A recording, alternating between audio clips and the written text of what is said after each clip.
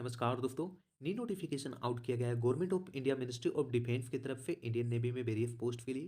दोस्तों अगर आप इस रिक्रूटमेंट के बारे में डिटेल में जानना चाहते हैं तो आप इस वीडियो में कंटिन्यू बने रहिए ताकि आपको पता चल पाए कि इंडियन नेवी में कौन कौन से पोस्ट के लिए क्या क्वालिफिकेशन होनी चाहिए, क्या एज लिमिट होनी चाहिए, कौन सी कैटेगरी के कैंडिडेट्स को कितना एज में रिलैक्सेशन दिया जाएगा, सिलेक्शन किस तरह से ले सकते हैं, सैलरी कितना दिया जाएगा और भी एटसेट्रा चीज़ों को डिस्कस करेंगे। और दोस्तों अगर आप इस चैनल पर फर्स्ट टाइम विजिट किए हैं तो आप इस चैनल को सब्सक्राइब करके बेल आइकन को प्रेस कर दीजिए, क्योंकि जब भी जॉब से संबंधित नई नोटिफिकेशन आउट होगा देन इस चैनल के माध्यम से आपको नोटिफिकेशन का अपडेट मिल जाएगा। और दोस्तों इस वीडियो को अपने दोस्तों को भी शेयर कर दें सो दैट आपके दोस्तों को भी इस रिक्रूटमेंट के बारे में पता चल सके। तो चलिए डिस्कशन स्टार्ट करते हैं। दोस्तों इंडियन नेवी इंडिया के all eligible and interested candidates को चार्जमैन, सीनियर ड्राफ्टमैन और ट्रेडमैन मेट के पोस्ट के लिए ऑनलाइन एप्लीकेशन इन्वाइट करता है। दोस्तों चार्जमैन एम्यूनिशन वर्कशॉप के पोस्ट में टोटल 22 वैकेंसीज है, जिसमें अनरिजर्व के लिए 12 वैकेंसीज है, एससी एप्लीकेंट्स के लिए 3 वैकेंसीज है, एसटी एप्लीकेंट्स के लिए 2 वैकेंसीज है, ओबीसी एप्लीकेंट्स के लिए 4 वैकेंसीज है, ईडब्ल्यूएस एप्लीकेंट्स के लिए 1 वैकेंसी है। चार्जमैन फैक्ट्री के पोस्ट में टोटल 20 वैकेंसीज है। सिमिलरली दोस्तों आप यहाँ से देख सकते हैं कि कौन से कैटेगरी के कैंडिडेट्स के लिए कितने वैकेंसीज है, कौन से पोस्ट में कितने वैकेंसीज है। दोस्तों देखिए ये पोस्ट जो है ये सारे पोस्ट ग्रुप बी का है, नॉन गेजेटेड नॉन मिनिस्टेरियल। देखिए ये सारे पोस्ट में पे स्केल लेवल फिक्स कर दिया जाएगा, जिसमें 35,400 से लेकर के 1,12,400 तक दिया जाएगा।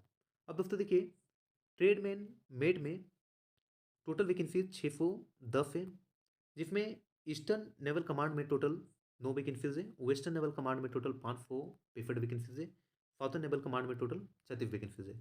दोस्तों ट्रेडमैन मेट का जो पोस्ट है ये ग्रुप सी का है, नॉन गेजेटेड इंडस्ट्रियल। इसमें देखिए पे स्केल लेवल 1 का दिया जाएगा, जिसमें 18,000 से लेकर के 56,900 तक दिया जाएगा। इसके अलावा और भी बेनिफिट प्रोवाइड किया जाएगा। दोस्तों देखिए नोट पॉइंट में मेंशन किया गया है कि ये जो टोटल वैकेंसीज है इसमें बैकलॉग वैकेंसीज को भी इंक्लूड किया गया है। ओके। अब दोस्तों जानते हैं एज लिमिट। देखिए chargeman ammunition workshop chargeman factory के पोस्ट के लिए एज 18 से 25 साल के बीच में होनी चाहिए। Senior draftsman electrical, senior draftsman mechanical, senior draftsman construction, senior draftsman cartographic, senior draftsman armament के लिए एज 18 से 27 साल के बीच में होनी चाहिए।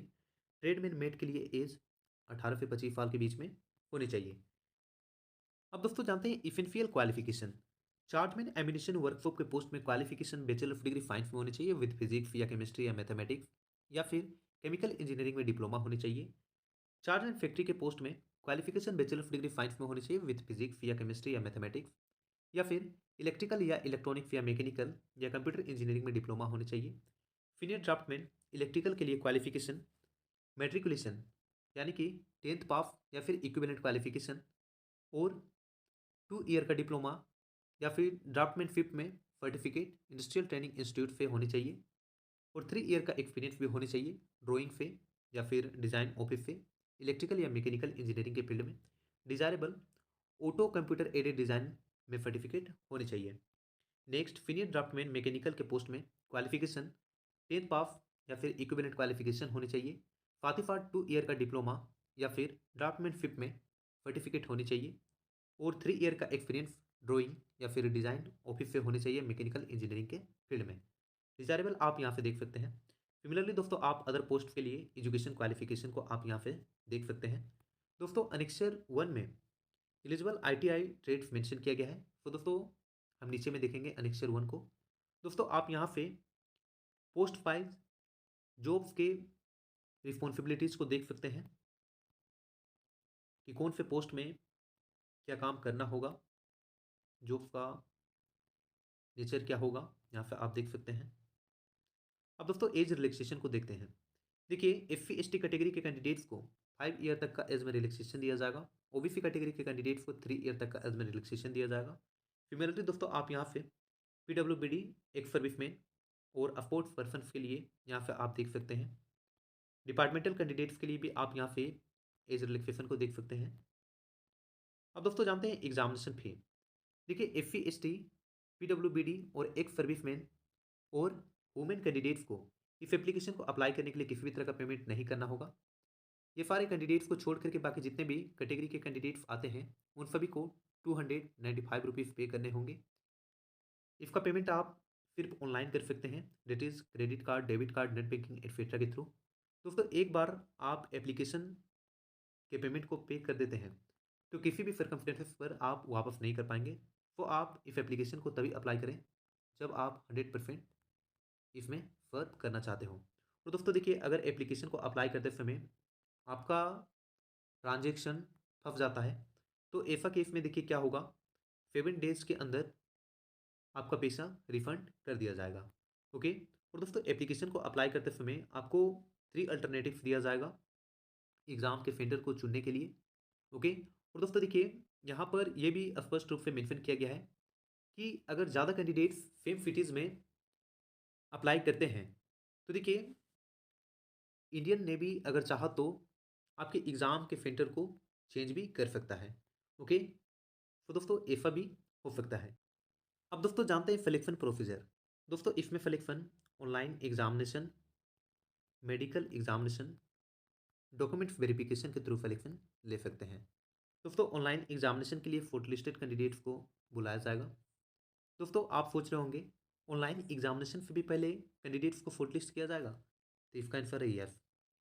देखिए दोस्तों, पोस्ट के लिए जो भी कैंडिडेट्स प्रॉपर एलिजिबल पाए जाएंगे वैसे कैंडिडेट्स को ऑनलाइन एग्जामिनेशन के लिए बुलाया जाएगा। दोस्तों देखिए, ऑनलाइन एग्जामिनेशन जो है वो बोथ लैंग्वेज में कंडक्ट करवाया जाएगा, इंग्लिश एंड हिंदी। ओके।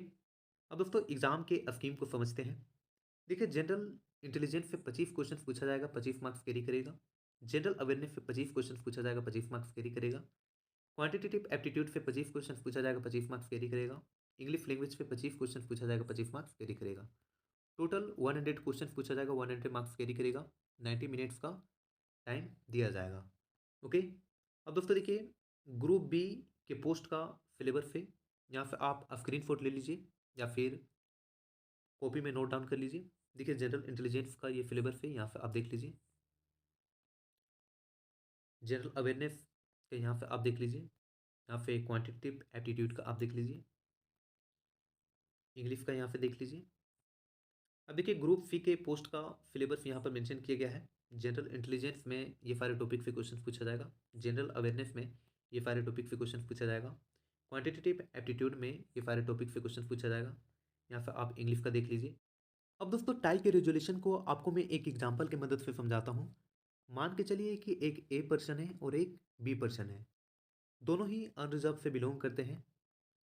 दोनों ही देखिए सेम पोस्ट के लिए वैकेंसी को अप्लाई किया है और उस पोस्ट में सिर्फ एक ही वैकेंसी है। ए ने भी ऑनलाइन एग्जामिनेशन में 80 मार्क्स स्कोर किया और बी ने भी ऑनलाइन एग्जामिनेशन में 80 मार्क्स स्कोर किया। ठीक है। तो ऐसा केस में कौन से कैंडिडेट्स को सेलेक्ट किया जाएगा? तो दोस्तों देखिए, मान के चलिए कि ए कैंडिडेट्स का एज 22 हो रहा है और बी कैंडिडेट्स का एज 21 हो रहा है। तो ए कैंडिडेट्स को सेलेक्ट किया जाएगा क्योंकि बी के कंपैरिजन में ए बड़ा है। ओके।